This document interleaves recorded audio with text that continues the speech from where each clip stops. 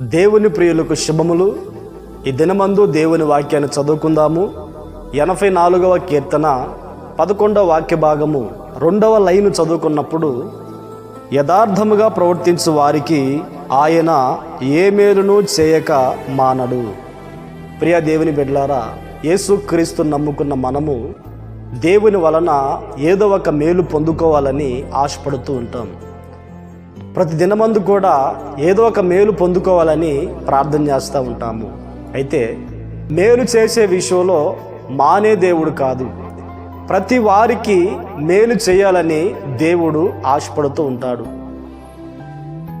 ప్రతి వారిని దీవించాలని ఆయన మనసులో ఉంటుంది. అయితే ఆ దీవెన, ఆ మేలు ఎవరు పొందుకుంటారు, ఎవరు పొందుకోగలరు అని గమనించినప్పుడు, యథార్థము ఎవరైతే ప్రవర్తిస్తారో వారు ఆ మేలు పొందుకుంటారు. ఈ మాటలు వింటున్న నీవు ఉద్యోగం చేయుచున్న చోట యథార్థముగా నీవు ఉండాలి. నీ కుటుంబ విషయంలో నీవు యథార్థముగా ఉండాలి. నీ యజమానుని దగ్గర యథార్థముగా ఉండాలి. పిల్లల దగ్గర యథార్థముగా ఉండాలి.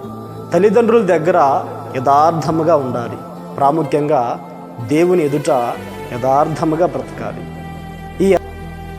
మన పితరులు యథార్థంగా ప్రవర్తించి దేవుని వలన మేలు పొందుకున్నవారు అనేక మంది ఉన్నారు.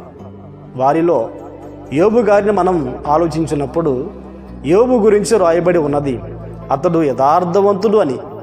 యథార్థంగా బ్రతికాడు గనుక తన మాటలో, తన చూపులో, తన బ్రతుకులో యథార్థత కనబరిచాడు గనుక, దేవుని దృష్టికి యథార్థంగా ఉన్నాడు గనుక రెండంతల మేలు పొందుకుని ఉన్నాడు. భక్తుడు, ఆత్మీయుడైన దావీదు గారి గురించి కూడా మనం ఆలోచన చేసినప్పుడు, దావీదు యథార్థవంతుడు కనుకనే దేవుడు తన కృపను దావీదుకు చూపి మేలు చేసి ఆశీర్వదించి ఉన్నాడు. ఈ మాటలు వింటున్న ప్రియ దేవుని బిడ్డలారా, మేలు కావాలని మన దేవునికి ప్రార్థించే ముందు, నేను దేవుని దృష్టికి యథార్థంగా ఉన్నానా లేదా అని ఆలోచించుకొని, యథార్థంగా లేకపోతే యథార్థంగా బ్రతుకుటకు మనం ప్రయాసపడినప్పుడు, జీవించినప్పుడు దేవుడు మేలు చేయుట మానేవాడు కాదు. మేలు చేసే విషయంలో ఆయన గొప్ప దేవుడు. ప్రతి వారిని కూడా ఆశీర్వదించాలి, ప్రతి వారికి మేలు చేయాలని మన తండ్రి ఆలోచిస్తూ ఉంటాడు. అయితే ఈ దినమందు ఆ మేలు పొందుకోవడానికి మనం యథార్థంగా ప్రవర్తించదుము గాక. ఏ మేలు? దేవుని చిత్తానికి అప్పగించినప్పుడు దేవుని చిత్తానుసారమైన మేలు మన జీవితంలో అనుగ్రహింపబడునుగాక. ప్రార్థన. ఆశ్చర్యకరుడా, మహోన్నతుడా, సర్వాధికారి, మీకు వందనాలు చెల్లిస్తున్నాము నాయనా. ఈ దినమందు మీ కృపలో భద్రపరుచుకునండి. మా జీవాన్ని మీ కృపలో భద్రపరుచుకొని ప్రయాణ మార్గాల తోడుగా ఉండి అవసరాలు తీర్చమని ప్రార్థిస్తూ ఉన్నాము.